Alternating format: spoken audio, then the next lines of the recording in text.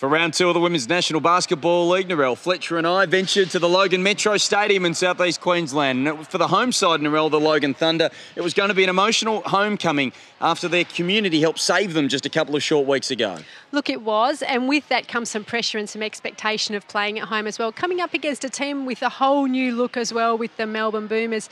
So there was always going to be some pressure for them to get a first-up win. And not just a new look on the court, but also a new name as well. As you said, they used to be the Bulleen Boomers, they became the Melbourne Boomers, and they exploded out of the blocks, leading 13-4 early doors. Look, their first 13 points, or certainly their first 10 points, came at 86% from the floor, but that is generated by the fact that they were pretty much layups, one-footers, uncontested. The Logan defence was non-existent.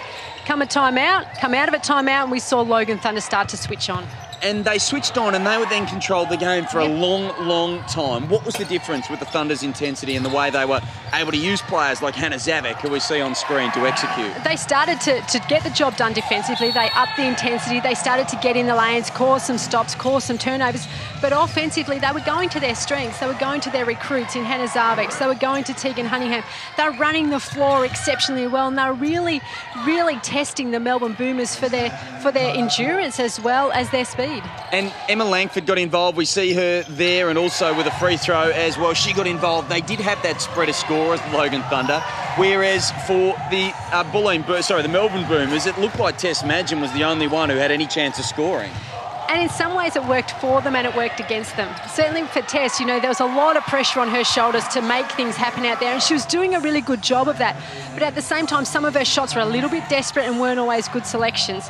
However, down the stretch, the more she took, the more she started to make. Well, let's just stop there for a second, because Logan Thunder led by 7 points at half-time, and then with just under a minute to go, late in the third quarter, they led by 15 points. The margin was 13 at three-quarter time, and then all hell broke loose. Well, we heard Guy Malloy in his three-quarter time huddle just tell his girls to lighten up, have some fun playing basketball. Basketball's a sport. You're supposed to have fun out there.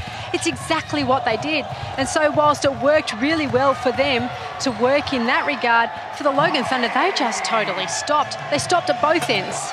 They did stop at both ends, and it was Tess Madgen again who was able to get things going. We see here a couple of good plays there from Emma Langford finding Hannah Zavik late in the third quarter, but here's Madgen, bang, three-point bomb.